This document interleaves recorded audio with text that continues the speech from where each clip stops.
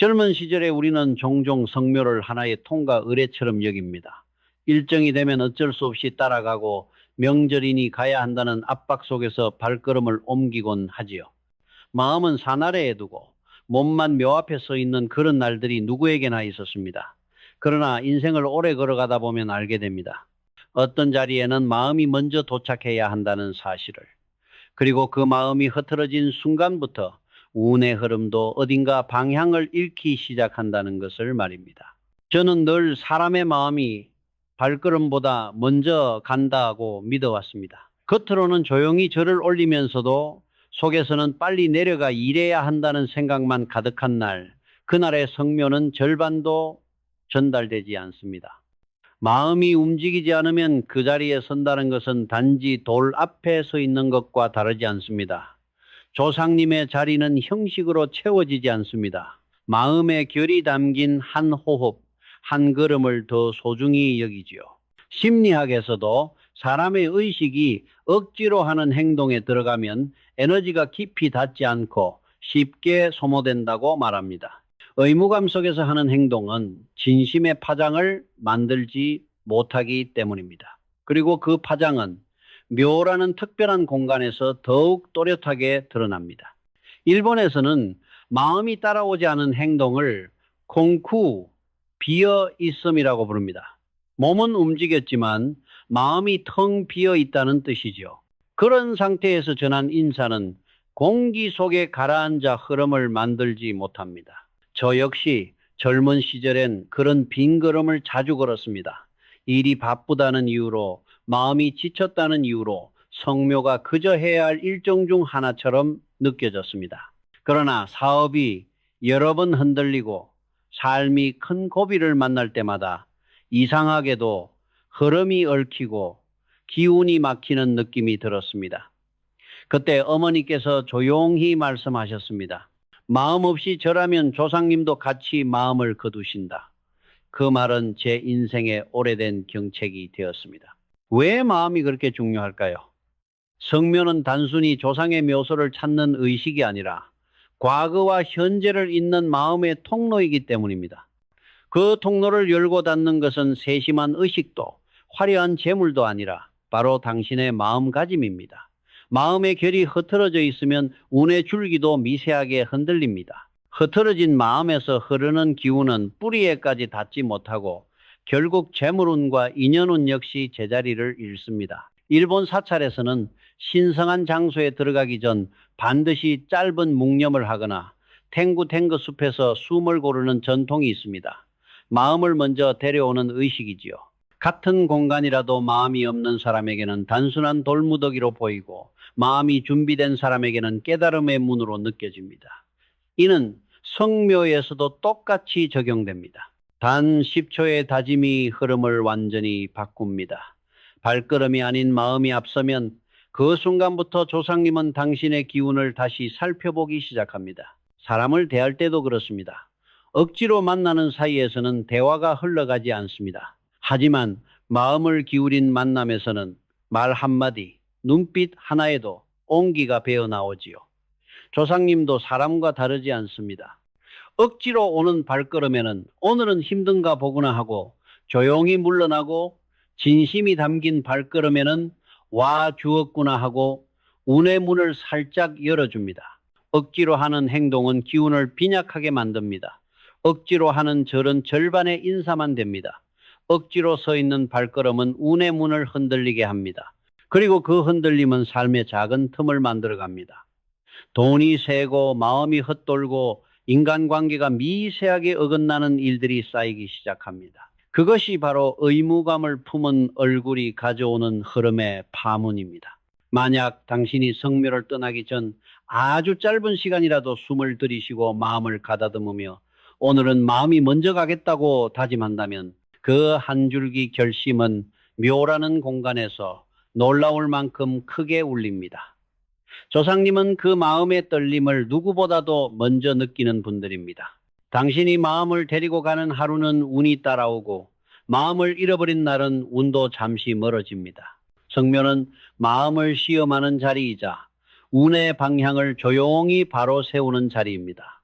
삶이 흔들릴 때일수록, 조상님께 다가갈 때일수록 마음을 먼저 준비해야 합니다. 그 준비된 마음이 기운을 곧게 세우고 흐름을 다시 돌립니다. 당신의 바람도 당신의 복도 결국 마음이 도착한 곳에서 시작됩니다. 산길을 오르다 보면 문득 발걸음이 멈추는 순간이 있습니다. 오랫동안 손길이 닿지 않은 묘, 빗물 자국이 흘러내린 비석, 발목을 넘을 만큼 자라난 잡초들, 바람은 여전히 부드럽게 불어오는데 그 자리만큼은 왠지 공기가 무겁고 흐릿합니다. 사람도 오래 씻지 않으면 표정이 탁해지듯 묘 역시 돌덩이 하나의 문제가 아니라 그 뒤에 흐르는 기운까지 흐려진다는 것을 우리는 나이가 들수록 더 깊이 깨닫게 됩니다. 조상의 묘는 단순한 땅의 한 조각이 아닙니다.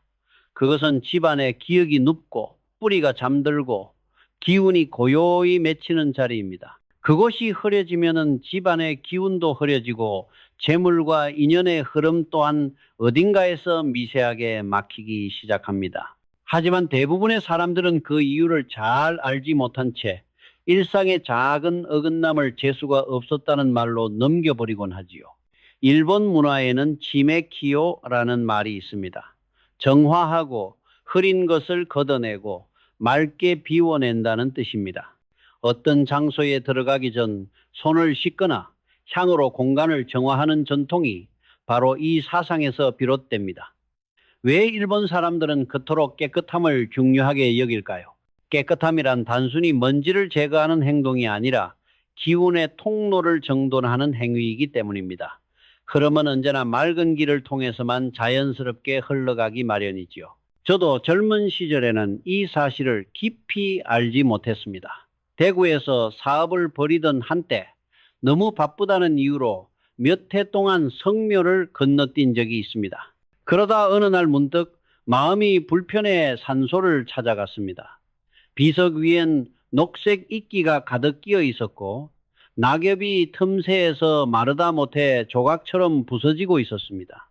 그 모습을 보는 순간 설명할 수 없는 찌릿한 감정이 가슴을 찔렀습니다. 아, 우리가 많이 멀어졌구나. 조상님에 대한 마음이 아니라 우리 집안의 기운 자체가 닳아버린 듯한 느낌이었습니다. 그 시기를 돌아보면 이상하게도 작은 일들이 연속으로 뒤틀렸습니다.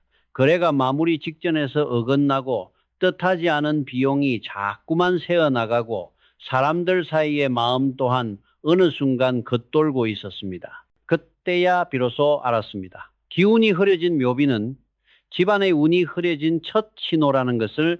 묘는 조상이 쉬는 자리이기도 하지만 동시에 후손의 운이 비치는 거울 같은 곳입니다.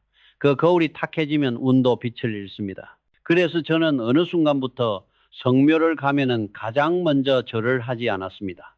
대신 조용히 물을 떠서 비석 위에 천천히 흘렸습니다. 돌이 물을 머금는 순간 묵은 먼지가 부드럽게 풀어지고 비석의 글씨가 조금씩 또렷하게 살아나는 그 장면. 그것은 마치 오래된 마음을 다시 닦아내는 듯한 시간이었습니다. 그리고 물기를 닦아내며 손끝으로 비석의 차가움을 느끼면 기운이 다시 반듯하게 정돈되는 걸 느낄 수 있었습니다. 한 번은 비석 틈에 낀 낙엽을 맨손으로 꺼내며 이런 생각을 했습니다.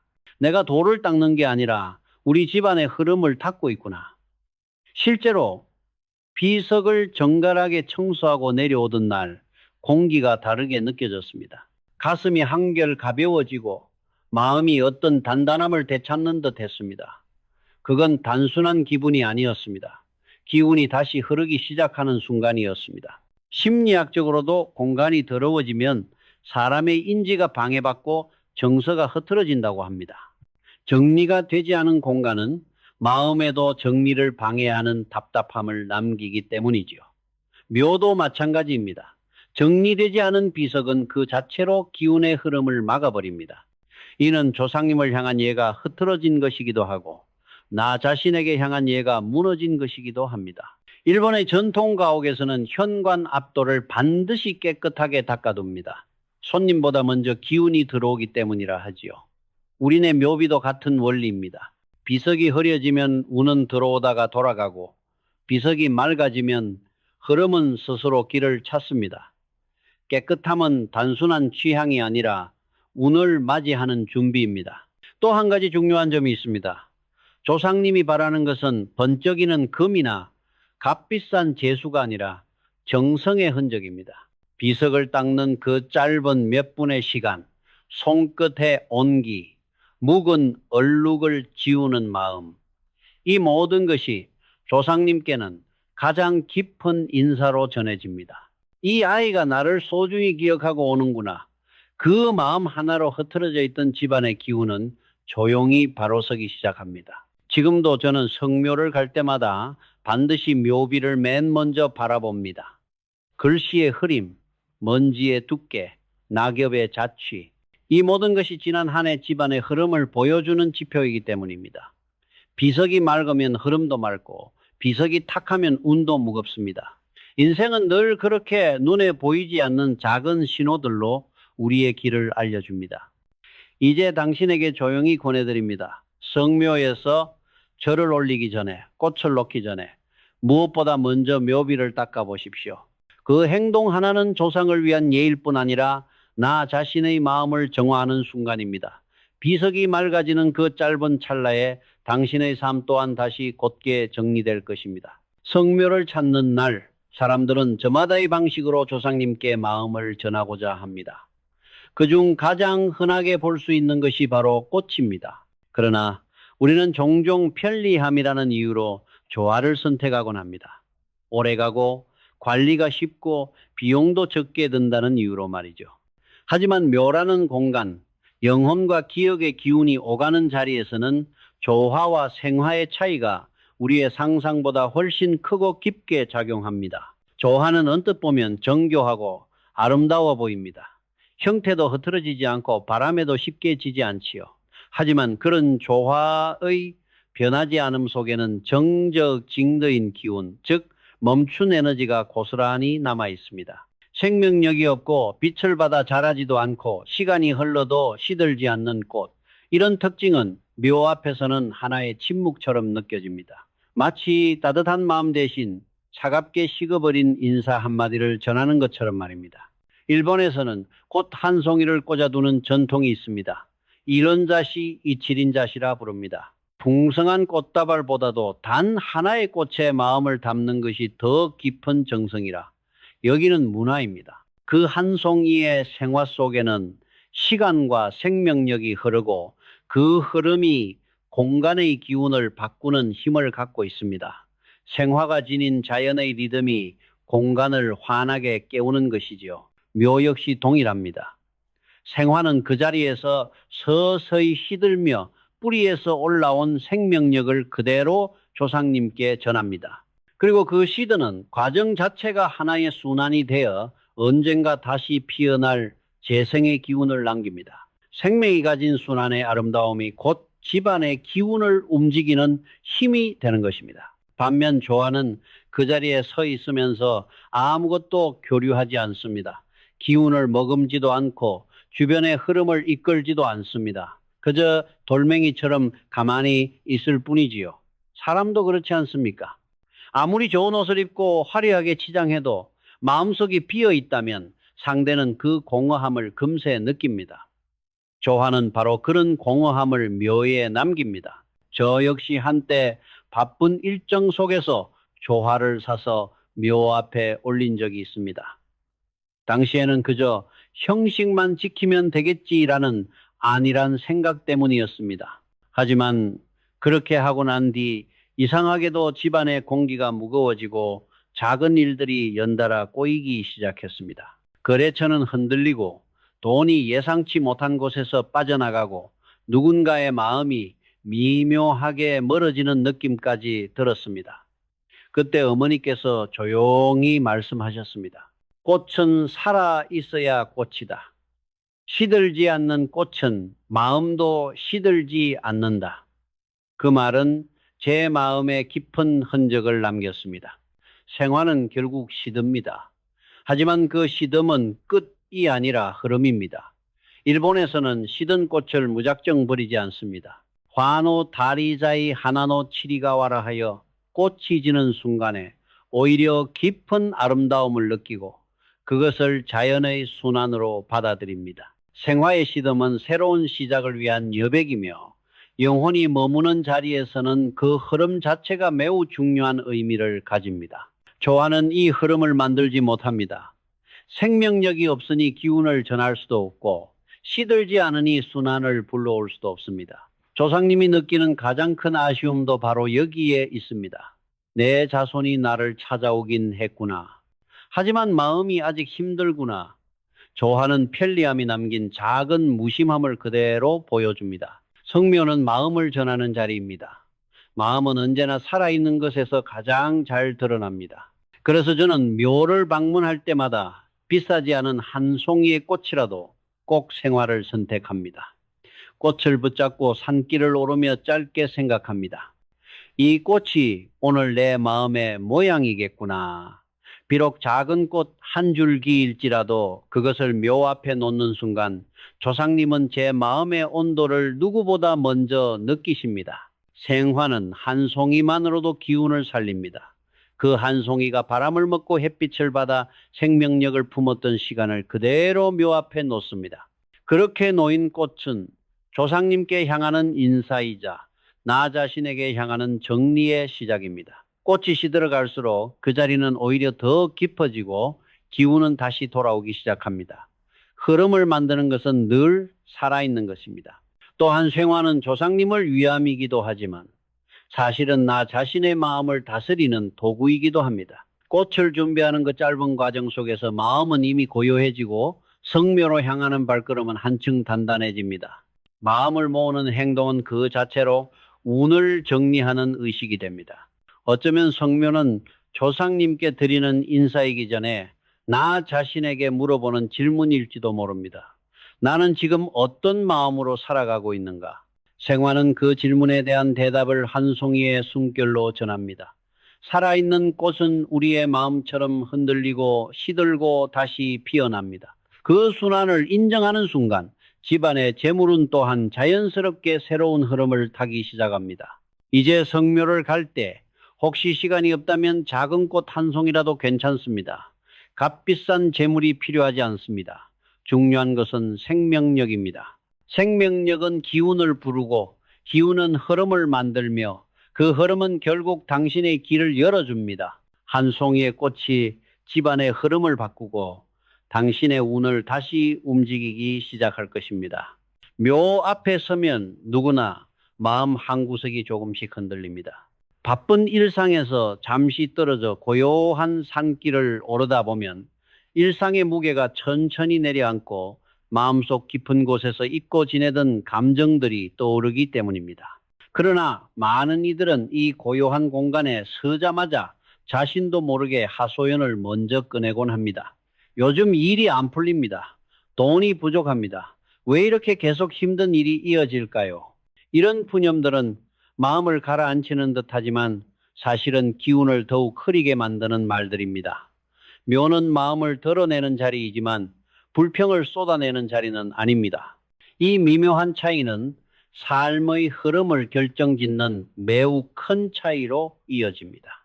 일본 사찰에서는 기도를 드리기 전 항상 잠시 마음을 비우는 시간을 갖습니다. 이 시간을 신요 도네르 마음을 고르게 한다라고 부르는데 마음이 정돈되지 않은 상태에서 바람을 구하면 그 바람은 혼란 속에 흩어지고 만다고 믿기 때문입니다. 성묘예서의 예도 이와 같습니다. 하소연은 마음의 흐름을 흐리는 흙탕물과 같고 감사는 그 흐름을 맑게 하는 첫 물줄기입니다. 감사는 단순한 예절 이상의 힘을 갖고 있습니다.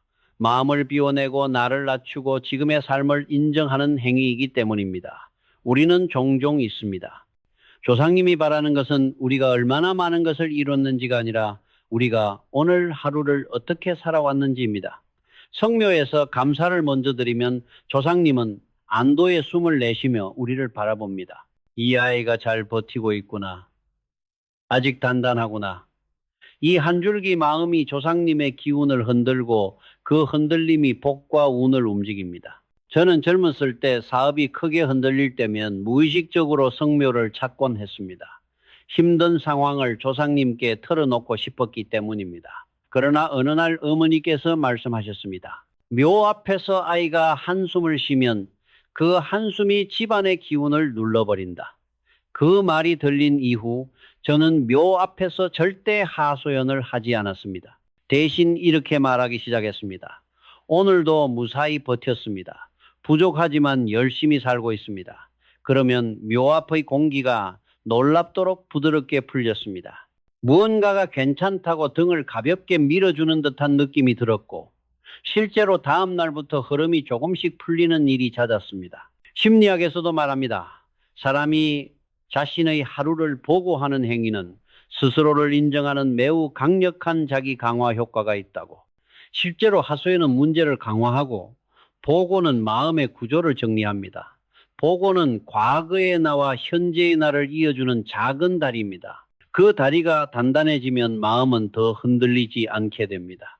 묘 앞에 보고는 조상님에게만 들리는 것이 아니라 바로 나 자신에게도 들립니다. 나는 오늘도 한 걸음씩 나아가고 있다. 일본에는 보가, 렌라, 샹단, 보고, 연락, 상담이라는 오래된 습관이 있습니다. 조직에서 가장 중요한 것은 결과가 아니라 과정과 성실함이라는 의미입니다. 묘 앞에서 드리는 보고도 마찬가지입니다. 잘하고 있습니다라는 말이 아니라 조금씩 나아지고 있습니다라는 태도가 조상님의 마음을 가장 크게 움직입니다. 완벽함을 바라지 않는 것은 그분이 언제나 우리보다 더 넓고 깊은 시선을 가지고 있기 때문입니다. 이제 조상님께 소원을 전하고 싶다면 감사와 보고가 끝난 뒤에야 비로소 마음을 꺼내는 것이 좋습니다. 감사는 문을 두드리는 인사이고 보고는 그 문을 열게 하는 신뢰이며 소원은 그 문 안쪽으로 발을 들이는 행동입니다. 순서가 흐트러지면 소원은 공중으로 흩어지고 순서가 바로 서면 소원은 조용히 흐름을 따라 움직이기 시작합니다. 조상님은 욕심을 싫어하지 않습니다. 다만 준비되지 않은 마음을 걱정합니다. 그래서 감사와 보고가 먼저여야 하는 것입니다.